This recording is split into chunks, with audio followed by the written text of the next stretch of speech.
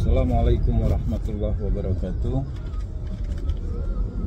Ikhwan, dimanapun Anda berada, insya Allah selalu dalam perlindungan Allah Subhanahu wa Ta'ala. Pada kesempatan ini, saya ingin membahas sekali lagi dari beberapa komen di YouTube saya. Ada pertanyaan-pertanyaan bahwa apa sih syarat untuk belajar Al-Hikmah? Ikhwan, pada dasarnya untuk belajar Al-Hikmah itu tidak berat syaratnya. Yang pasti adalah Islam. Masalah dia beriman atau tidak, itu sudah urusan pribadi masing-masing. Karena iman itu sudah urusan individu kepada Sang Pencipta.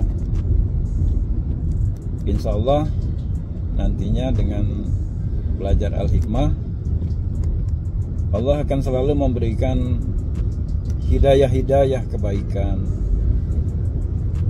dan petunjuk-petunjuk untuk selalu berjalan sebagaimana kita sering meminta di dalam Quran surah Al-Fatihah, Ihdinas siratal mustaqim, tunjukkan kami ya Allah selalu jalan yang lurus.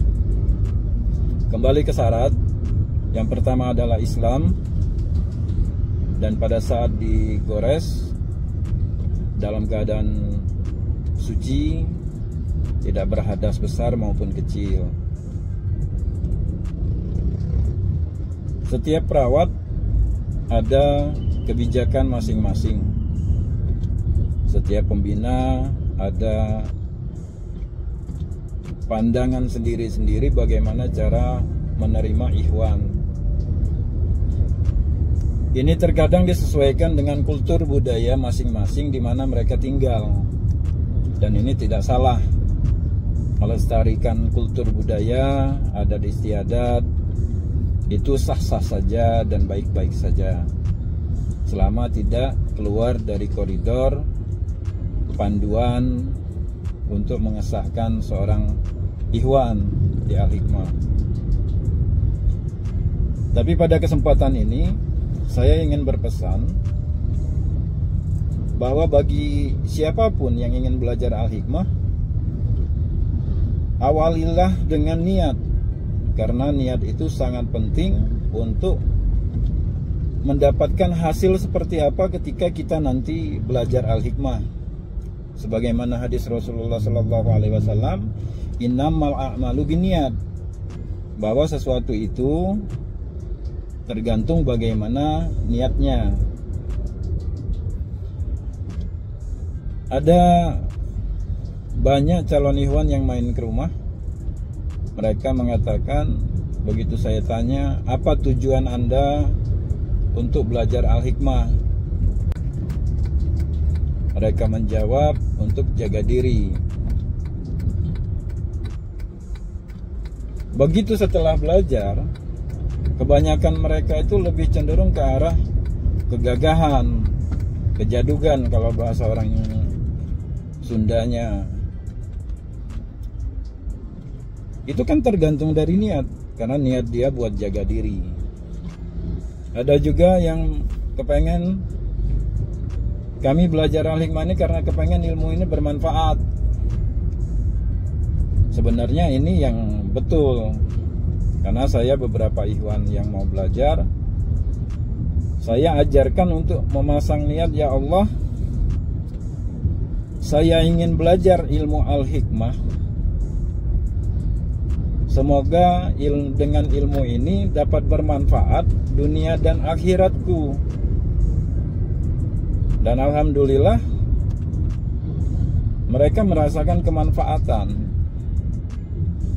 Ada kebanyakan yang bisa membantu orang.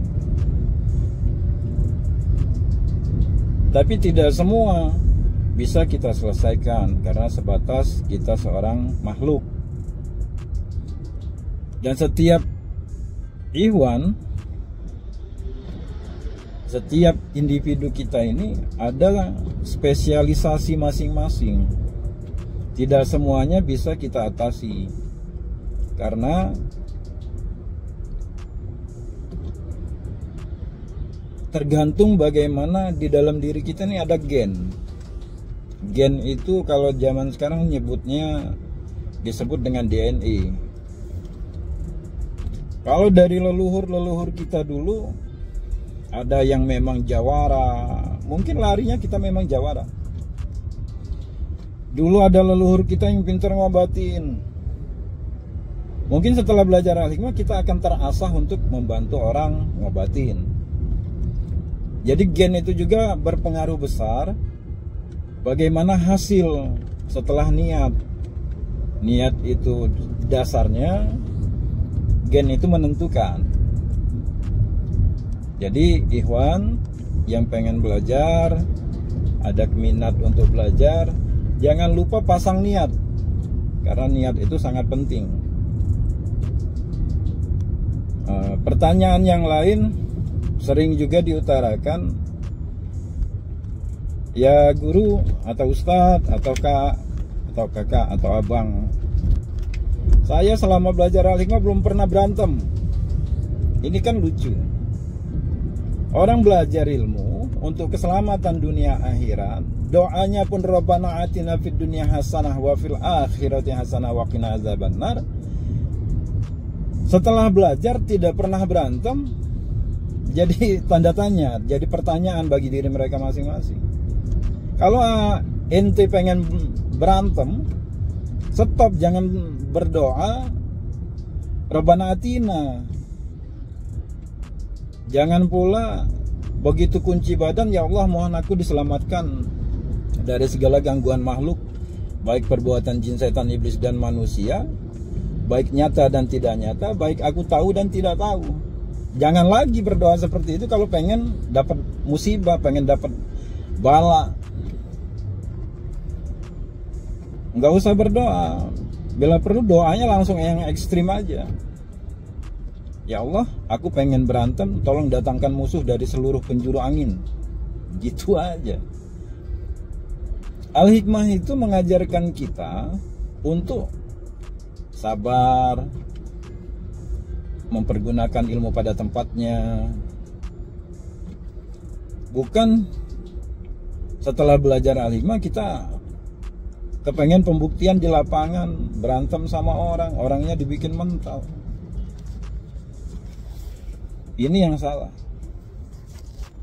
Makanya saya sering katakan, pahami kalimah-kalimah yang ada di dalam al-hikmah. Kalimah dasarnya ialah al-hikmah itu ilmu 2 kalimat syahadat. Kalimatnya pendek. Al-hikmah itu adalah ilmu 2 kalimat syahadat. La ilaha illallah itu ada di perut, Muhammad Rasulullah itu ada di tangan. Sederhana kalimatnya. Tapi kan di dalam ada YouTube pernah saya bahas mengenai kalimat la ilaha illallah. Bahwa la ilaha illallah itu aku, kata Allah. Ini hadis qudsi. Barang siapa yang menyebut-nyebut namaku, maka akan kumasukkan dalam kebentenganku. Tentara perang di medan perang itu, begitu mereka bersembunyi di dalam benteng, insya Allah selamat dari peluru, dari tembakan musuh. Apalagi ini kebentengan Allah. Di dalam hadis Rasul juga berkata, la ilaha illallah itu bacaanku. Maka barang siapa yang sering membaca la ilaha illallah, maka dia akan masuk dalam kebentengan Allah dan akan diselamatkan dari siksa Allah. Siapa membaca la ilaha illallah, itu akan mendapatkan keselamatan di dunia dan keselamatan di akhirat. Orang al-hikmah setelah belajar, la ilaha illallahnya adalah di lisan dan juga ada dalam perbuatan.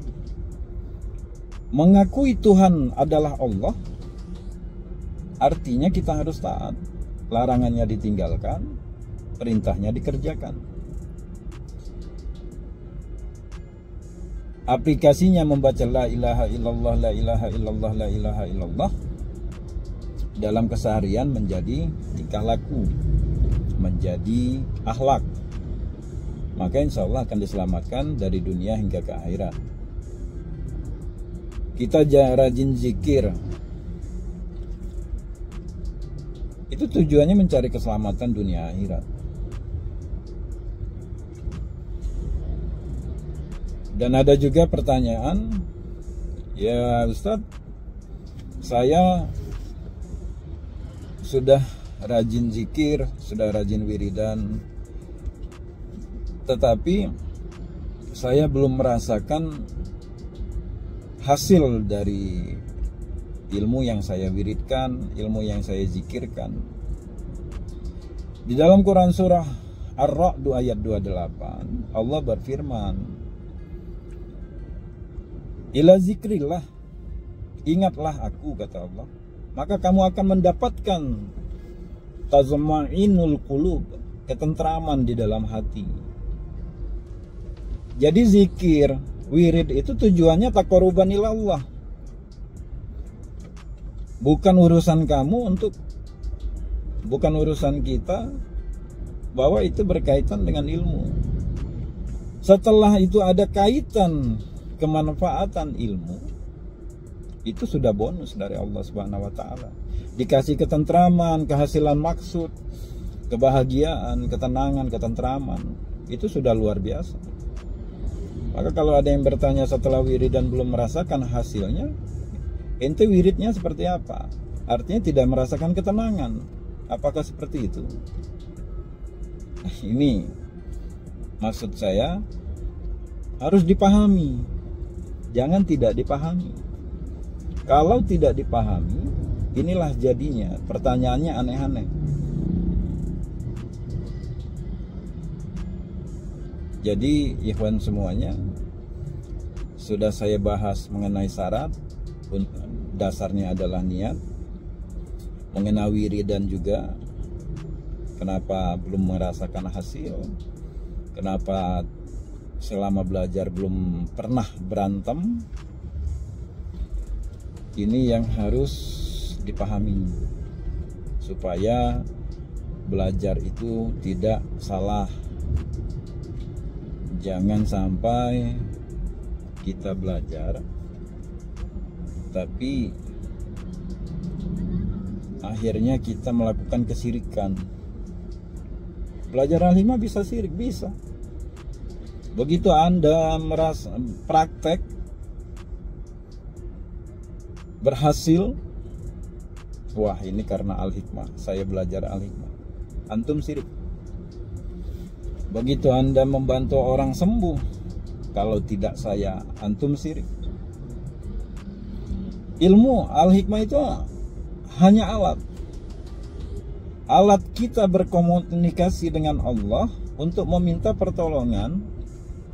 Apakah pada saat kita dizolimi orang lain, ataukah pada saat kita membantu orang. Al-hikmah hanyalah alat. Semuanya wa ufawidu amri ilallah, urusan kembalikan kepada Allah. Apakah berhasil atau tidak, itu sudah urusan Allah. Jangan sampai kita mengatakan kalau tidak aku. Ya emang kalau tidak kamu kenapa? Apakah Allah tidak jadi untuk memberikan keberhasilan maksud seseorang karena tergantung dengan akunya kamu? Awas, belajar itu ilmunya bagaimana tergantung kita yang membawa. Kalau kita membawanya ke arah kesirikan, maka ilmu putih pun menjadi sirik. Ilmu hitam tapi kita bawa dengan ke arah yang baik, bagus. Tapi karena dasarnya tidak bagus, akan berpengaruh. Demikianlah ikhwan, semoga bermanfaat. Lain waktu akan kita bahas pertanyaan yang lain. Dan insya Allah apa-apa yang saya sampaikan apa adanya, tidak ada yang dikamuflase, tidak ada yang harus saya tutup-tutupi. Al-hikmah bagus, tapi yang membawanya tidak bagus, maka tidak bagus. Inilah innamal a'malu binniyat, tergantung bagaimana niat. Billahi taufiq wal hidayah. Wassalamualaikum warahmatullahi wabarakatuh.